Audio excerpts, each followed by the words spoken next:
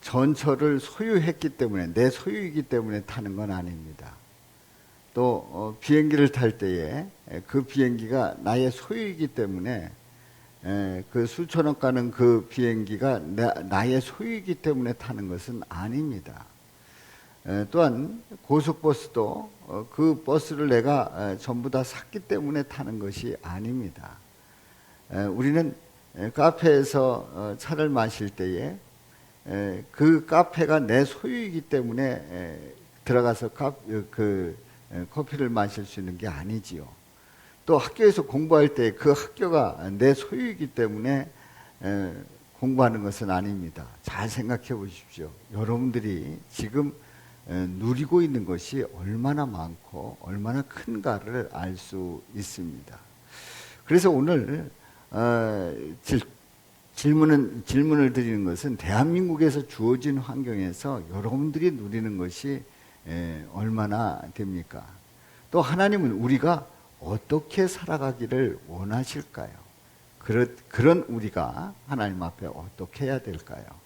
이제 오늘 이 전체 말씀을 통해서 한번 묵상해 보며 그 답을 찾습니다. 오늘 이 본문 말씀은 역대상 4장 9절과 10절에 있는 이 말씀은 아주 두 구절입니다만은 단순하지만은 간절한 기도와 확실한 응답이 담겨져 있는 그런 그 내용의 말씀임을 보게 됩니다.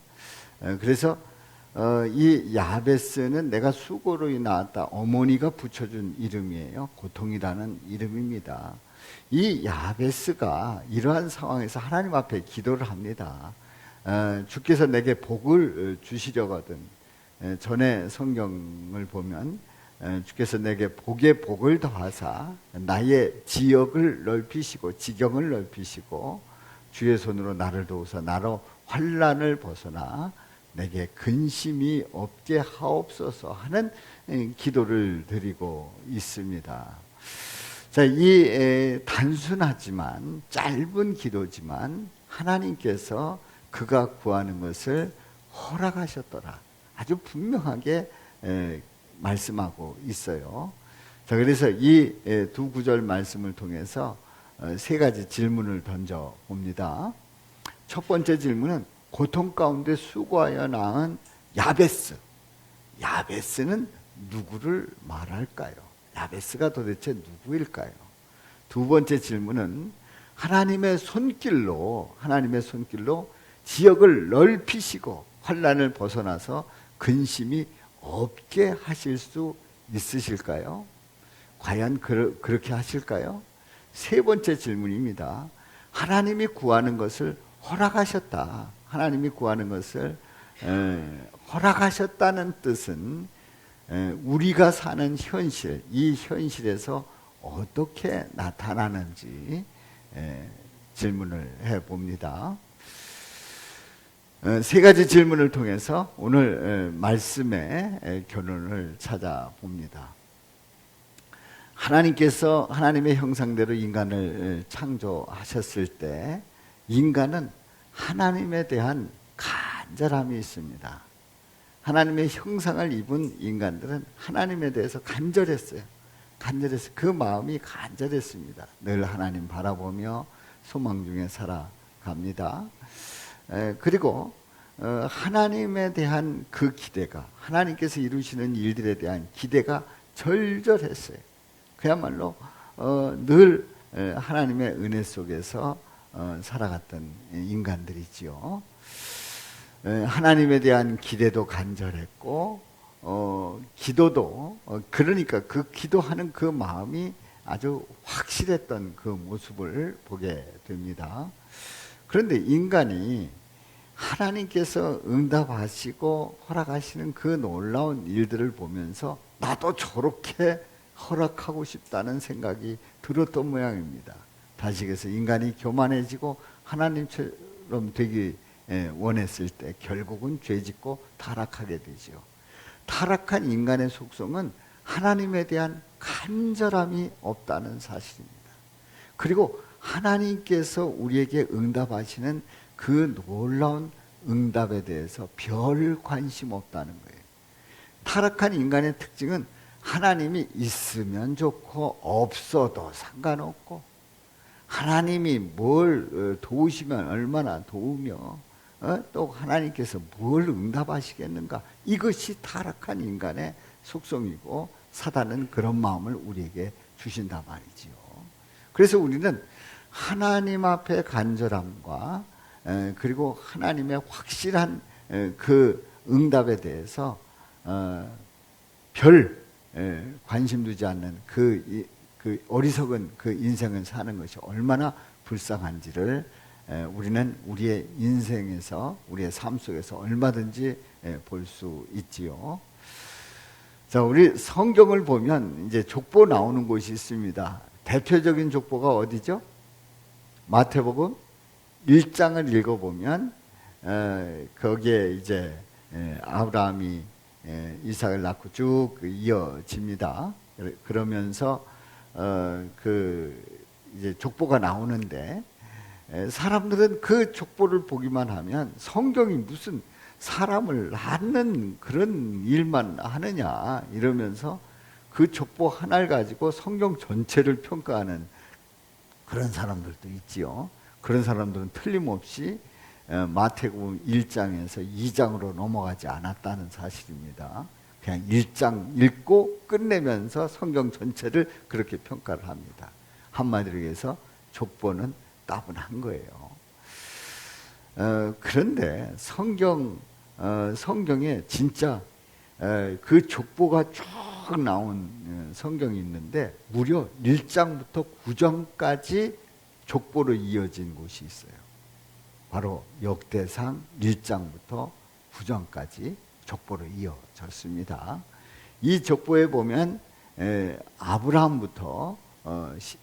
아담부터 시작해가지고 쭉 이어지면서 이제 12지파, 또 그 가운데 다윗의 자손, 또 유다 지파에 대한 그런 족보가 쭉 이어져 나오는 것을 보게 됩니다. 그런데 1장부터 9장까지 여러분들 그 족보 자세히 한번 읽어보십시오. 과연 어떤가? 물론 그 사람들 하나하나에 대해서 인생 스토리를 다 꿰고 있다고 하면 그 족보만 보면 너무 재밌는 거예요. 그렇잖아요.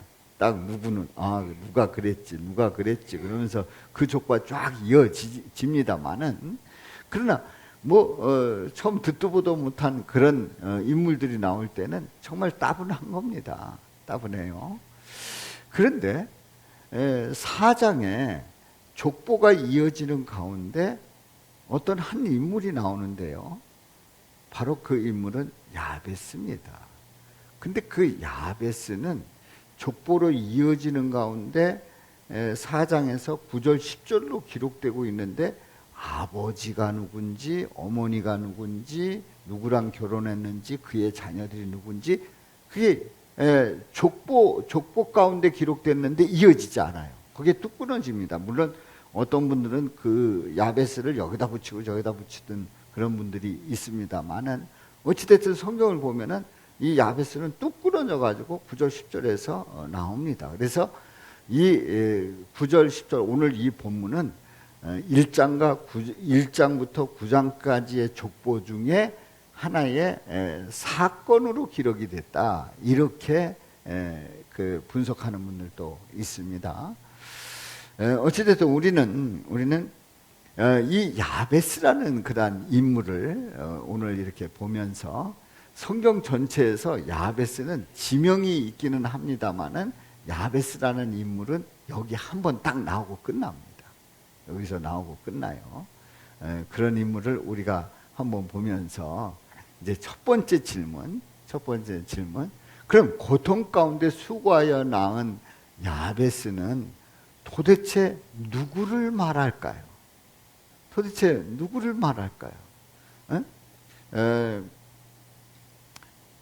아버지 어머니도 모르고, 누구랑 결혼했는지 자녀들도 모르고, 그저 그 유다 지파의 다윗의 자손 유다 지파 속에 있는 사람이라는 정도까지만 알 수 있는 이 야베스.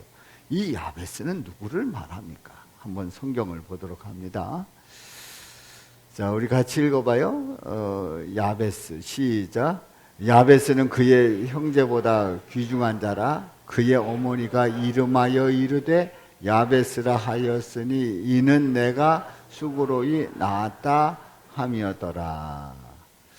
자, 여기에서 이제 두 가지의 모습을 찾아볼 수 있는데, 첫째는 이 야베스는 형제보다 귀중한 자였다, 소중한 자였다 하고 평가를 받고요. 또 그의 이름을 뭐라고 지었대요? 야베스라고 지었대요. 왜요?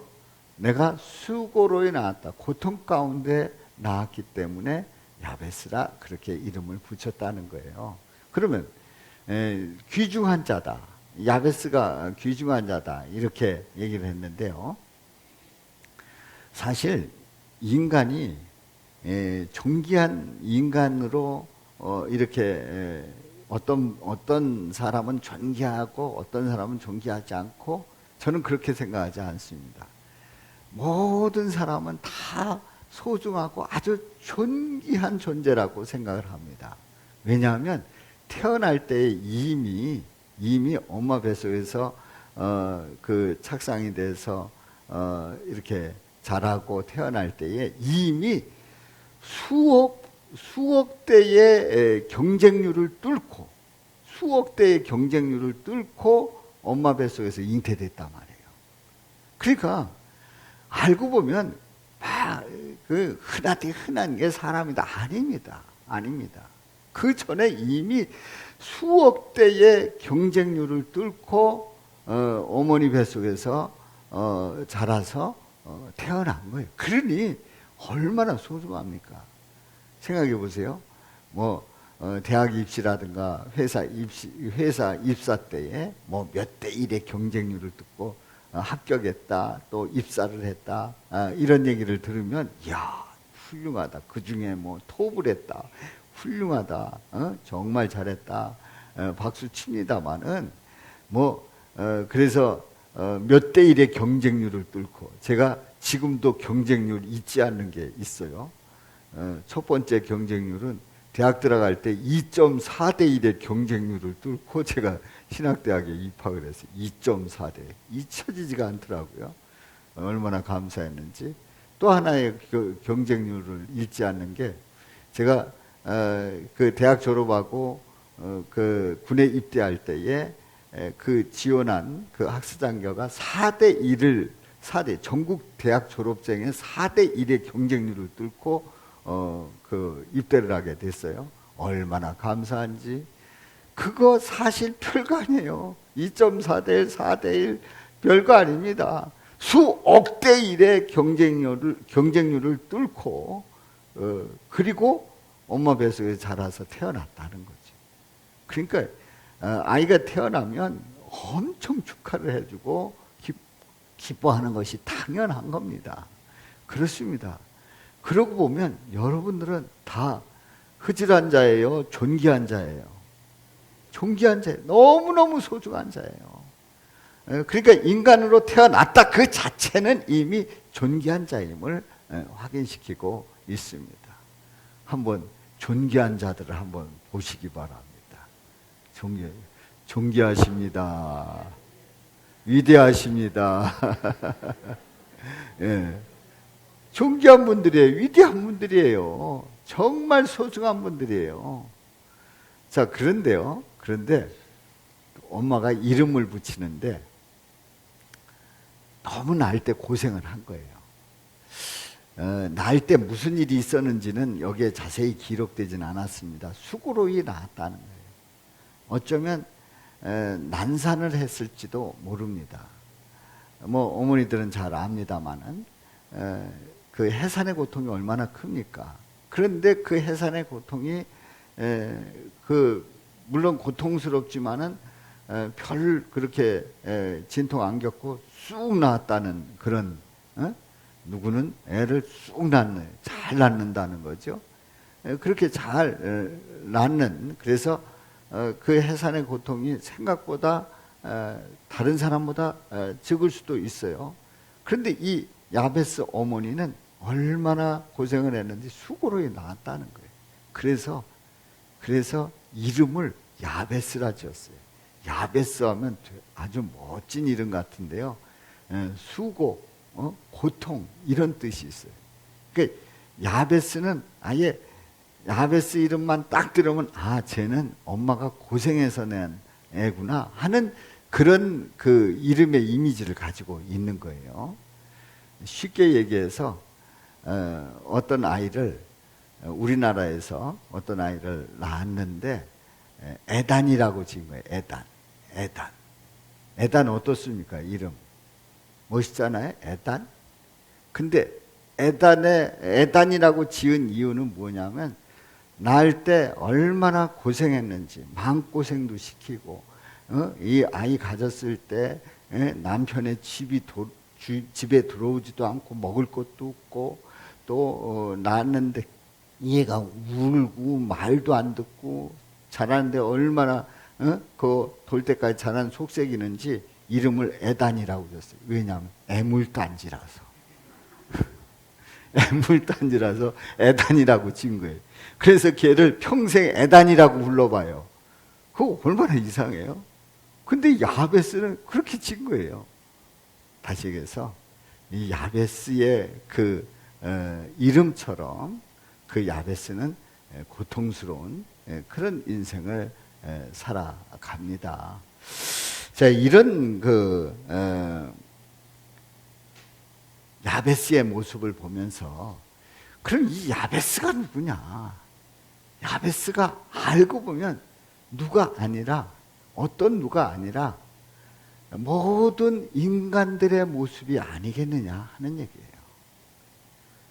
방금 전에 말씀을 드렸던 우리는 수억 대의 경쟁률을 뚫고 이 세상에 태어났단 말이죠. 엄마가 10개월 동안 잉태하고 있다가 낳아주셨어요. 수억 대의 일의 경쟁률을 뚫고 태어난 아주 존귀한 존재에다가 그러나 이 세상을 태어나는 그 자체는 이미 고통의 시작인 거예요. 고통의 시작인 거예요. 엄마의 해산의 고통도 크지만은 알고 보면 아이가 태어날 때에 아이도 죽다 살아난다는 거죠. 죽다 살아난다는 거예요. 그래서 그 태어나는 그 과정 속에서 그 고통은 이루 말할 수가 없다는 거예요. 엄마 고생했다고 하지만 말 못하는 이 아이는 태어나가지고 그래서 그걸 한꺼번에 표현합니다. 뭐라고요? 우와! 하고 그 고통스러웠던 것을 호소하는 겁니다. 그러면서 이제 호흡이 시작이 되죠. 자, 이 아이는 태어나면서 얼마나 고통스러운지 엄마 뱃속에 있을 때는 이 두상이 동그랗게 돼 있다가 태어나고 나면 마치 뭐같이요? 고구마처럼 된다는 거죠. 얼마나 고생을 했는지. 그러니까 태어난다는 그 자체는 존귀한 존재이기도 하지만은 고통의 시작이고, 그리고 태어나서 1살 때까지, 2살 때까지, 또 10살 때까지 그 나름대로 고생스러운 거예요. 너무나도 힘든 거예요. 요즘 초등학교 학생들이 얼마나 바쁘고 얼마나 고생스럽고 얼마나 힘든지 그들의 그 고달픔은 이루 말할 수 없다는 거죠. 그래서 통계에 의하면요, 대학생들보다 초등학생이 1시간 더 공부한대요. 더 이상 설명하지 않아도 되겠죠? 대학생들보다 초등학생들이 1시간 더 공부한다는 거예요. 얼마나 바쁘겠습니까? 얼마나 바쁘겠어요. 그렇습니다. 우리는 이 야베스를 보면서 야베스가 누굴까? 성경에 누굴까? 딱 한 번 나오는 그 야베스는 알고 보면 모든 사람을 말하고 있다는 거죠. 더 좁힌다고 하면 하나님을 믿는 자녀들을 대표하는 야베스라는 거예요. 이 야베스, 고통이라는 이름을 가진 이 야베스는 저와 여러분들의 대표 이름인 것을 깨닫게 됩니다. 그러면 저와 여러분들은 알고 보면 내 이름이 있지 않습니까? 저는 남근영이라는 이름도 있습니다만은 또 다름의 인생의 이름이 있어요. 무슨 이름이요? 야베스. 여러분들의 또 다른 이름이 뭐라고요? 야베스라는 이름을 가진 거란 말이에요. 사랑하는 성도 여러분, 바로 이렇게 존귀하게 태어났으나 그 고통스러운 인생의 그 고된 인생을 살아가는 인간들, 이런 인간들에게 하나님께서는 어떻게 하시는가를 두 번째 질문에서 보겠습니다. 두 번째 질문, 하나님의 손길로 지역을 넓히시고 환난을 벗어나 근심이 없게 하실 수 있으실까요? 하나님이 과연 그렇게 하실 수 있을까요? 자, 말씀을 봅니다. 10절 말씀이에요. 시작. 야베스가 이스라엘 하나님께 아뢰어 이르되 주께서 내게 복을 주시려거든 나의 지역을 넓히시고 주의 손으로 나를 도우사 나로 환난을 벗어나 내게 근심이 없게 하옵소서 하였더니 하나님이 그가 구하는 것을 허락하셨더라. 아멘. 아멘. 야베스가 이스라엘 하나님께 아뢰어 이르되, 정말 아뢰어 이른다고 하는 이 뜻은 부르짖는다는 뜻이에요. 부르짖어 기도합니다. 주께서 내게 복을 주시려거든. 전의 성경은 주께서 내게 복에 복을 더하사 나의 지역을 넓히시고, 전의 성경은 나의 지경을 넓히시고 주의 손으로 나를 도우사 나를 환난을 벗어나 내게 근심이 없게 하옵소서 하는 기도를 드린단 말이지요. 그러면 이 간절한 기도의 수준은 어떤 수준일까요? 사실 이 기도의 수준을 보게 되면 아주 단순한 기도인 것을 보게 됩니다. 그리고 지금 내가 처해 있는 이 상황 속에서 당장 이 문제를 해결해 달라는 거예요. 그냥 지역 넓혀주고 환난 벗어나게 해주시고 근심 없게 해주시고, 이런 내 중심의 기도를 드리고 있는 것을 보게 됩니다. 하나님께 영광을 돌리고 하나님을 높이고 또 하나님의 나라가 이루어지기를 원하는 그런 기도, 그런 수준 있는 기도는 아니었어요.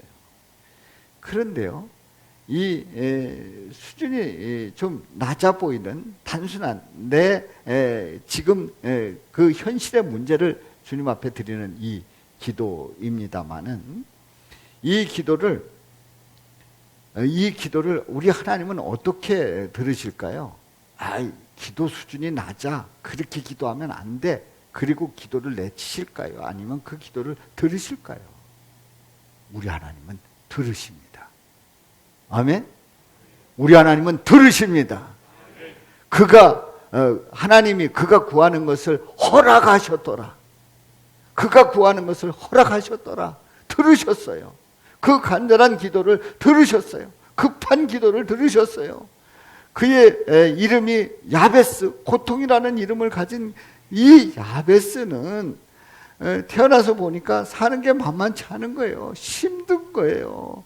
그리고 내가 갈 곳이 별로 없는 거예요. 환난은 끊임없이 닥치는 거예요. 늘 근심 걱정에 쌓여서 늘 불안한 거예요. 그런데 그 기도를 주님 앞에 그대로 드렸더니 우리 하나님이 허락하신 줄로 믿습니다. 응답하셨단 말이죠.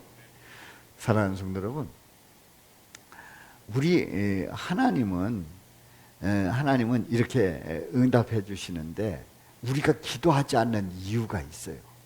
기도하지 않는 이유가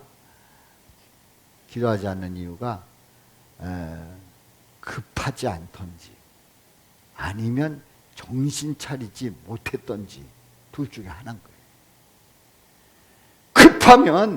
급하면 하나님 앞에 엎드릴 수밖에 없는 거예요. 위급하면 이 상황을 아랠 수밖에 없는 거예요. 죽게 되면 손 내밀고 나 살려달라고 할 수밖에 없는 거예요. 아니면 그래도 기도하지 않는다면 정신 못 차린 거죠. 우리 조상들, 우리 한국의 믿음의 선조들이 그렇게 열심히 기도했다잖아요. 생각해 보세요. 일제강점기를 지낸 거예요. 일제강점기를 지내면서 신사 앞에 절해야 되는 그 위급한 상황 속에서 정말 힘들고 어려운 그때에 그들은, 우리 선조들은 그냥 주님 앞에 엎드려서 부르짖어 기도했던 거예요. 아니, 그리고 나서 광복을 찾고 5년 후에 또 전쟁이 일어났어요. 이 전쟁은 일제강점기보다 더 끔찍해요. 동족이에요. 친족이에요. 먼 친척이에요. 원수들이 돼가지고 완장 차고 와가지고 아저씨 하던 조카뻘 말이에요. 이 조카뻘 되는 이 녀석이 갑자기 죽창 들고 와서 죽이겠다는 거예요. 끌고 가는 거예요. 골짜기에서 죽이는 일들이 일어난 거예요. 유교가 그런 그 엄청난 일을 당한 거예요. 그때에 그 급한 상황 속에서 어쩔 수가 없었어요. 가만히 깔고 엎드릴 수밖에 없었다는 거예요. 그래서 그 기도하는 거 들킬까 봐 산속에 들어가서 기도도 하고요. 여러분들, 급하면 기도하게 돼 있어요. 그리고 그 상황 속에서 살아계신 하나님이 분명히 계시다는 것을 알면 엎드리게 돼 있단 말이에요. 부르짖게 돼 있단 말이에요. 그래도 기도하지 않는다면 뭐 한 거라고요? 뭐 차리지 못했다고요? 정신 차리지 못한 거예요. 사는 게 그래도 팔자가 좋은 것 같으니까 기도하지 않게 되는 거예요. 사랑하는 성도 여러분, 우리는 이 야베스가 이렇게 하나님 앞에 간절히 기도했듯이 주님 앞에 엎드릴 수 있기를 주님의 이름으로 축원합니다. 그래서 우리가 정말 주님 앞에 이 모양 저 모양으로 우리는 엎드려 기도해야 돼요. 새벽에 또 심야에 또 뭐 주중에 주님 앞에 나와서, 아니면 여러분들의 처소에서 엎드려 기도하면서 하나님 앞에 부르짖는 저와 여러분들 되시기를 주님의 이름으로 축원합니다. 우리 하나님은 응답하시는 하나님이에요. 그대로 역사하신단 말이에요. 전능하신 하나님 들으시고 그 믿음대로 이루어 주실 줄로 믿습니다. 그러므로 기도하지 않는다는 건 참으로 어리석은 일입니다. 다른 말로 얘기하면 내가 하나님 앞에 부르짖을 수 있는 특권을 허락해 주셨다는 게 이 얼마나 감사하고 큰 축복입니까? 주님 앞에 기도할 수 있는 특권 놓치지 마시고 주님 앞에 부르짖기를 주님의 이름으로 축원합니다. 자, 이제 세 번째 질문이에요. 그러면 하나님이 구하는 것을 허락하셨다는 뜻은 현실적으로 어떻게 나타날까요? 어떻게 나타날까요? 10절 하반절에 있는 말씀을 다시 한번 보겠어요. 다 같이요. 시작. 하나님이 그가 구하는 것을 허락하셨더라. 그가 구하는 것을 허락하셨더라. 응답하셨더라. 이런 얘기예요. 자, 야베스의 기도 속에서 나의 지경을 넓히시고 환난을 벗어나 근심이 없게 하옵소서 했을 때에 지경을 넓혀 주셨고, 그리고 이제는 환난이 그가 사는 동안에 한 번도 없고 근심 걱정 하나도 없이 지냈다는 그런 해석이 나옵니다. 이 해석에 대해서 여러분들은 어떻게 생각하는지요? 자, 야베스를 두고 하는 얘기입니다. 야베스는 이 기도를 한 다음에, 허락받은 다음에 야베스는 지역을 다 차지하고 환난 근심 걱정 없이 편안하게 잘 살았을까요? 그렇다. 1번은 그렇다. 2번은 아니다. 예요. 자, 환난 근심 걱정 없이 편안하게 잘 살았을까요? 그렇다. 3번은 모른다예요. 3번 모른다. 모른다. 그러니까 모른다도 있으니까 걱정하지 마시고. 그러면 3번부터 들겠어요. 난 모르겠다. 모른다 손 들어보세요. 자, 그러면 1번을 묻겠어요. 1번 편안하게 잘 살았을까요? 그렇다. 1번 손 들어보세요. 이제 2번을 물어보면 이제 여러분들의 의중을 정확하게 알지. 2번 손 들어보세요. 아니다. 그렇지 않다. 그렇지 않다. 네, 손 내리시고. 안 든 사람은 뭐요? 아무튼 여러분들, 아니 야베스가 지경을 넓히시고 환난을 벗어나 내게 근심이 없게 하옵소서 했더니 하나님이 허락하셨더라. 구하는 것을 허락하셨다 했더니 편안하게 살았느냐? 그렇다가 없었어요. 아니다. 대부분 손 드셨어요. 그러면 아니 이 성경을 그대로 믿는 거예요? 안 믿는 거예요? 이 말씀을 그 말씀대로 믿는 거예요? 안 믿는 거예요? 자, 제가 말씀을 드릴게요. 지경을 넓게 차지하게 되고 환난을 벗어나 근심 걱정 없이 잘 살았다. 그랬다고 하면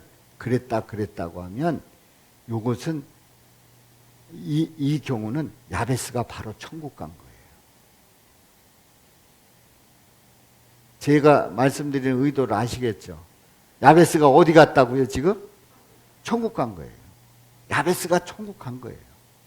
천국 가면 그 천국의 모든 지경이 다 나의 것이고 거기는 환난과 근심 걱정 없이 아주 편안하게 잘 살 수 있는 천국, 영생의 삶을 사는 거예요. 아멘입니까? 그래서 우리는 이 성경을 볼 때 관점을 바꿔야 돼요. 관점 바꿔야 돼요.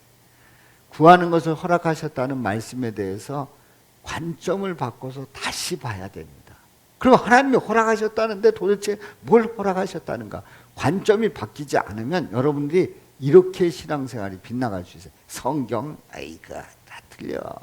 야베스 그랬대는데 그랬겠어? 이렇게 해석이 되는 거예요. 근데 관점을 딱 바꿔서 보면은, 자, 편안하게 살았다. 아니다. 아니다라는 건 무슨 뜻이냐면요. 무슨 뜻이냐면, 지경이 넓어지고, 그리고 환난과 근심, 여전히, 환난과 근심이 없어져야 되는데, 지경이 넓어지고 환난과 근심이 없어져야 되는데, 뭐 보니까 뭐 내 소유는 뭐 그대로 있는 것 같고 뭐 여전히 환난은 닥치고 근심 걱정은 여전히 온단 말이죠. 이게 뭐냐 말이에요. 관점을 딱 바꿔서 보면 여러분들 환난이 닥쳐온다고 할지라도 우리 주님이 지켜주시고 또 보호해 주시고 이기게 하시고 근심 걱정이 올 때에 그것을 극복하게 하시고 그 마음을 다스리게 하시고 그 마음 속에서 나와 함께 하시는 가운데 이기게 하시는 줄로 믿습니다. 그러니까 이거예요. 그 바다에 그 판을 깔고 타는 그 윈드 서핑, 서핑하는 서핑족들이 요즘 많잖아요. 그래서 그 서핑족들은 파도가 쫙 밀려오면은 그 파도를 타고 쫙 이렇게 바다에서 그야말로 떠 있는 그 기분 얼마나 좋겠습니까? 아주 신난 거지요. 그런데 서핑하는 사람들은요, 서해안에서 서핑하는 사람들이 없어요. 왜냐하면 서해안은 물이 어때요? 이게 잔잔합니다. 그냥 태풍 불어야 이게 몰아치지, 그렇지 않으면 잔잔합니다. 여기서는 서핑할 수가 없어요. 근데 동해안은 한번 그 물이 쳐 들어오면은 그 파도가 계속 몰려올 때에 그 파도가 아주 셉니다. 게다가 바람 좀 불면 그 파도가 팍 쳐가지고 올라오는 그 파도 길이는 대단합니다. 자, 이 서핑족이 왜 서해안에서 안 타고 동해안에서 탑니까? 파도가 거칠어야 이게 스릴이 있는 거예요. 그래야 재미가 있는 거예요. 여러분들, 우리가 하나님을 믿는데 환난과 근심이 없이 아주 편안하게 잘 살고 야베스가 갔느냐? 아닌 거예요. 그가 인생을 더 살면서 여전히 환난이 오고 근심이 오는데 그동안에는 이 환난 근심에 쳐가지고 완전히 고통스럽게 살았는데 안 거예요. 하나님이 허락하셨을 때 안 거예요. 환난을 극복하는 그 방법을 안 거예요. 환난은 내가 극복하는 게 아니라 누가 극복하게 하신다고요? 하나님이 극복하게 하신다는 사실을, 하나님이 이겨나가게 하신다는 사실을, 하나님이 함께 하신다는 사실을 안 거예요. 그러니까 환난이 닥쳤을 때 하나님이 역사하는 걸 보고 기가 막혀하고 정말 감사하면서 정말 재밌어 하는 거예요. 근심이 닥쳐오는데도, 근심할 수 없는데도 주님께서 나를 붙들어 주시고 평안 주시는 그 평안을 누리는 거예요. 그 걱정할 수밖에 없는 그 걱정이 다 주님 앞에 맡겨지는 거예요. 생각해 보세요. 인생이 아무 일도 없이 그냥 지내는 것보다 별의별 일 다 있는데 그거 다 헤쳐나가는 그 인생이 얼마나 멋지고 또 재미있는 인생을 사는 겁니까? 서핑하는 사람들이 그 험한 파도를 타듯이 우리는 환난과 근심이 닥쳐온다고 할지라도 우리 주님 앞에 맡겼기 때문에 주님께서 하시는 일들을 보면서 야, 놀랍다, 너무 감사하다, 영광을 주님께 돌립니다 하면서 그 인생을, 그 환난과 근심을 오히려 우리 하나님 때문에, 우리 예수님 때문에 즐길 수 있기를 주님의 이름으로 축원합니다. 아멘입니까? 관점을 바꾸지 않으면 여러분들은 시험 들 수밖에 없어요. 성경 보면서 그대로 시험 듭니다. 에이, 얘 다 거짓말. 아니에요. 환난과 근심은 하나님이 함께 하셔서 극복하게 하시는 그 과정이 너무 멋진 거예요. 너무 아름다운 거예요. 너무너무 감사하고 그래서 찬양과 영광을 돌리는 줄로 믿습니다. 그렇습니다.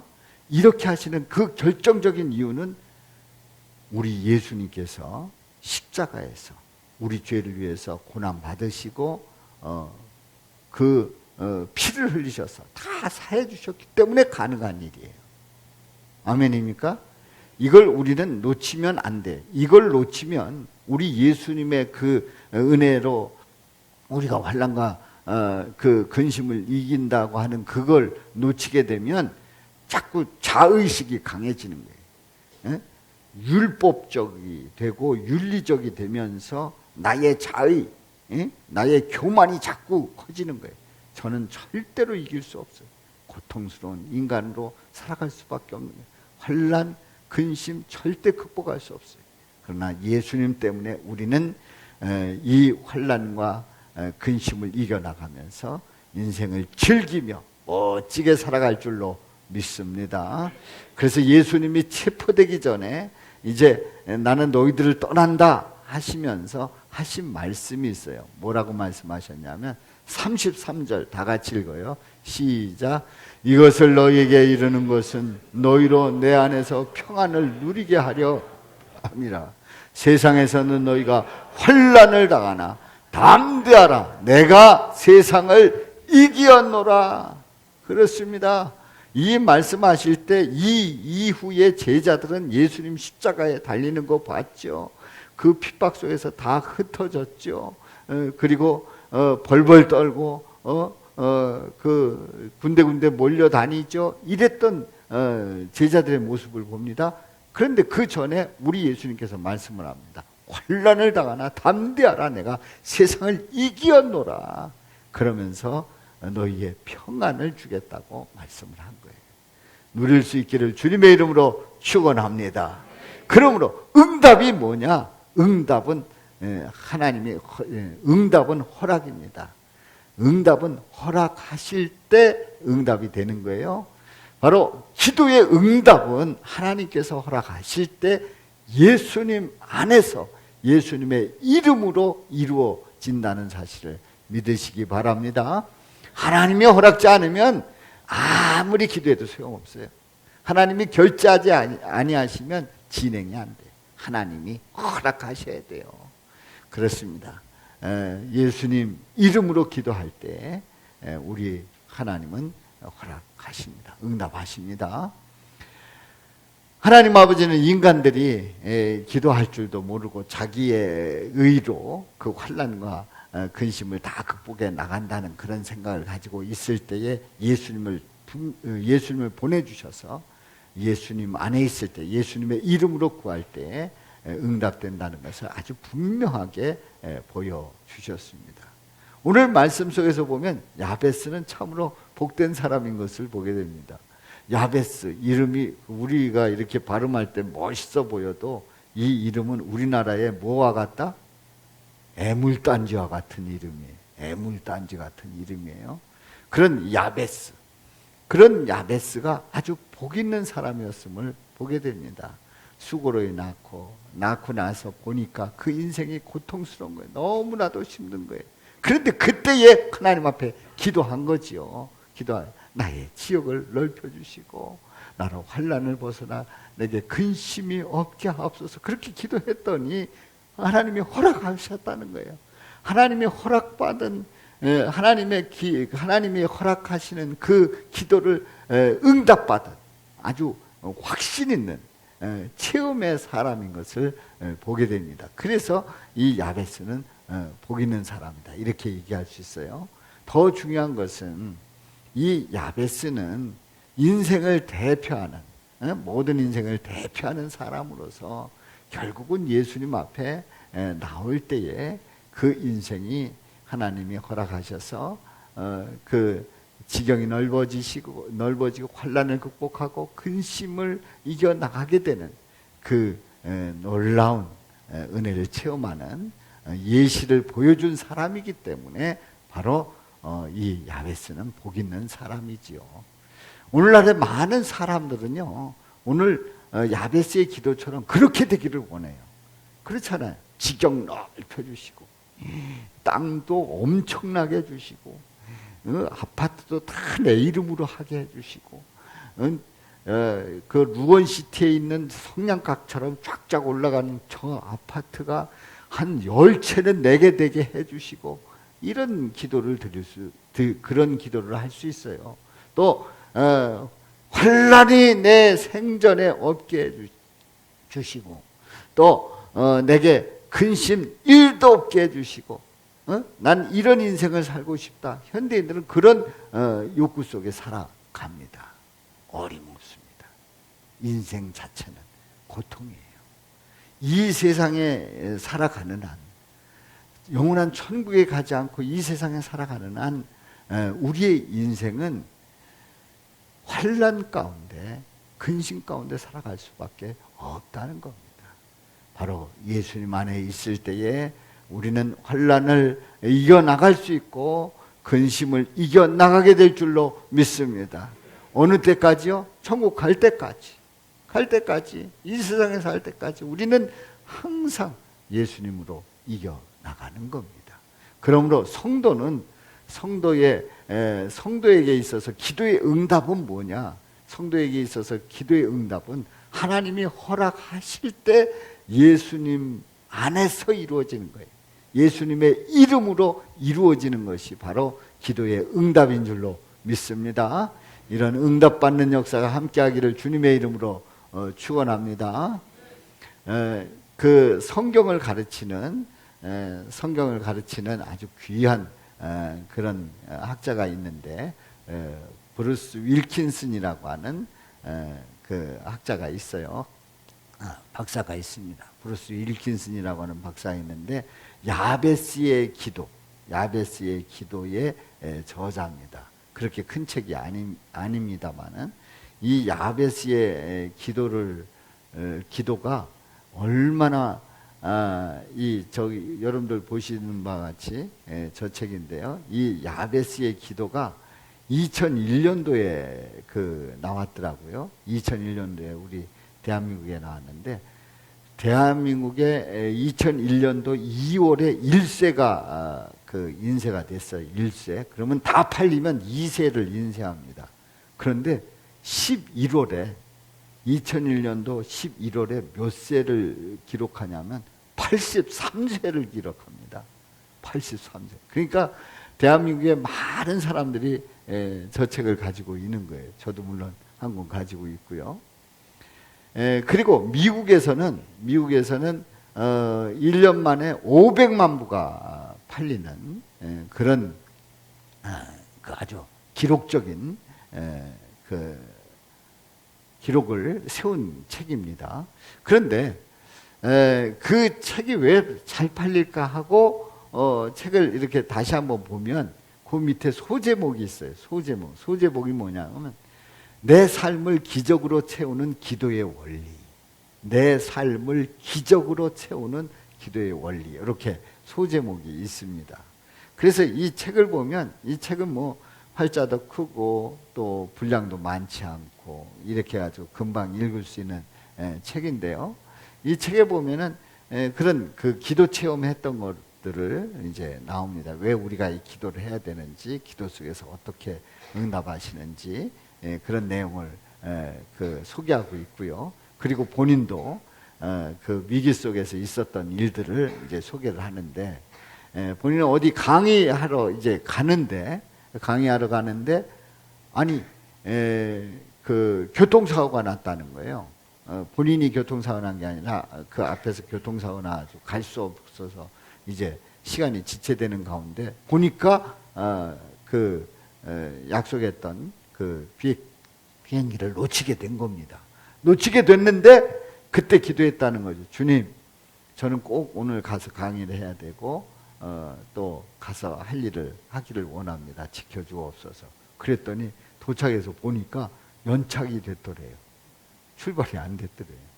그래서 이제 타게 됐는데 또 연착한 그런 가운데서 거기 그 기내 타기 전에 거기 대기하는 그 장소에 갔는데 어떤 여인이 있어서 여인에게 뭘 도와드릴까요? 그랬더니 깜짝 놀라면서 이제 자신의 이야기를 하는데 가정사에 대한 이야기를 하고 그걸 상담하게 됐다는 거죠.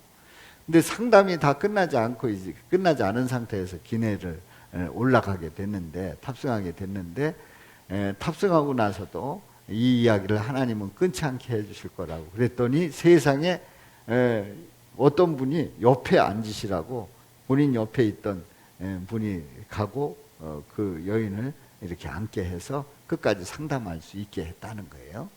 이런 게 다 기도 속에서 이루어졌다는 그런 내용들이 이제 이 책에 나옵니다. 근데 이 책에서 이런 그 간절히 기도하는 그 기도 속에 응답하는 그 구체적인 하나님의 역사를 말씀하고 있는데요. 사랑하는 성도 여러분, 여러분들이 인생을 살아가는데 저와 여러분들의 또 다른 이름이 뭐라고요? 야베스라는 이름을 가졌는데 여러분들에게 어떤 고통이 있습니까? 어떤 어려움이 있습니까? 어떤 힘든 일이 있습니까? 혹시 사업일까요? 자녀 문제일까요? 아니면 건강의 문제일까요? 아니면 인생에 대한 질문 때문일까요? 아니면 풀 수 없는 관계 때문일까요? 아니면 왠지 모르는 그 불안 때문에 그럴까요? 아니면 인생의 의미를 찾지 못해서 그럴까요? 등등의 여러 가지 문제가 있을 수 있습니다. 그런데요, 사랑하는 성도 여러분, 바로 이럴 때 우리가 할 수 있는 일이 뭐라고요? 기도하는 일이에요. 기도하는 일이에요.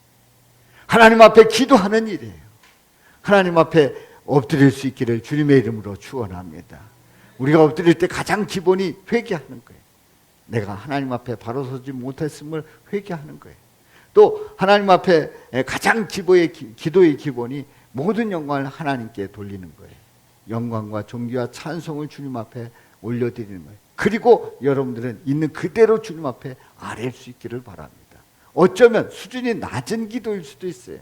아니면 수준이 좀 높은 기도일 수도 있어요. 그냥 애들처럼 그냥 뭐 해주세요 이런 기도일 수도 있어요. 또 영적으로 깊은 기도라서 주님의 뜻 이루어 주옵소서 하는 그런 기도일 수도 있어요. 어떤 기도든지 주님 앞에 아뢰일 때 우리 주님 응답해 주실 줄로 믿습니다. 그렇습니다. 생각해 보세요. 환난을 벗어나, 여러분들 우리나라 보셨잖아요. 우리나라는 누가 그러는데 우리나라는 벌써 망했을 나라래요. 왜 그러냐 그랬더니 지정학적으로도 그렇고 국민성도 그렇고 뭐 자원도 그렇고 모든 거 봐가지고 우리나라는 망했어도 벌써 망했을 나라래요. 근데 이상하게 망하지 않는데, 이상하게 망할 때가 되면 누군가의 도움을 받아가지고 우리나라는 살아왔다는 거예요. 뭐 일제 때도 그랬죠. 6.25 때도 그랬죠. 정변 때도 그랬죠. 누군가 도와줘가지고 우리나라는 살았다는 거예요. 환란을 우리 하나님 벗어나게 한 줄로 믿습니다. 벗어나게 하시는 줄로 믿습니다. 그 기도를 응답하신 줄로 믿습니다.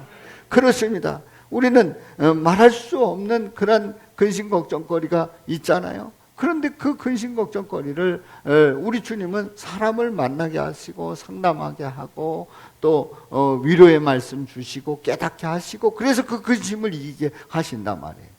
우리의 지경을 어떻게 넓혀주셨어요? 여러분들 이 대한민국이 내 소유라서 다닙니까? 다 저기 표 사고 그러면 KTX 타고 비행기 타고 또 버스 타고 뭐 지하철 타고 다 서울 인천 다 다니는 거예요. 알고 보면 이 모든 걸 다 하나님이 누구에게 주셨다고요? 우리에게 나에게 주신 줄로 믿습니다. 다 주신 거예요. 알고 보면 주신 거예요. 우리가 몰라서 그렇지 잘 생각해보면 이 하나님이 다 주셨네. 그러네. 다 누리고 있는 거예요. 그렇습니다. 여러분들이 커피 가서 마실 때에 그걸 다 소유해서 갔냔 말이에요. 그냥 가서 값만 내면 그 모든 걸 누릴 수 있는 거예요. 하나님이 그렇게 주신단 말이죠. 이미 하나님께서 우리의 지경을 넓혀주신 거예요. 관점을 바꾸면 확실하게 보인단 말이죠. 우리 주님께서 이렇게 넘치게 풍성하게 주신 그 하나님, 기도 응답하시는 그 하나님께 기도하지 않고 그냥 멀뚱멀뚱 난 상관없어 산다는 게 얼마나 웃기는 거냐, 얼마나 어리석은 인생이냐 말이에요. 우리 하나님께 맡기고 믿음으로 확신 가지고 나갈 때 우리 주님께서 부어주시는 그 은혜 속에서 허락하시는 그 응답 속에서 놀라운 역사를 체험할 수 있기를 주님의 이름으로 축원합니다. 그렇습니다. 야베스의 기도를 되새기면서 하나님께서 이루신 일들을 생생하게 체험할 수 있기를 주님의 이름으로 축원합니다. 자, 우리 한번 외쳐봅니다. 예수님이 없으면 고통의 인생이 환난과 근심으로 끝나지만 예수님이 복주면 고통의 인생이 복되고 평안으로 이어진다. 아멘. 우리 다 같이요. 시작. 예수님이 없으면 고통의 인생이 환난과 근심으로 끝나지만 예수님이 복주면 고통의 인생이 복되고 평안으로 이어진다. 아멘. 기도합니다. 살아계신 아버지 하나님,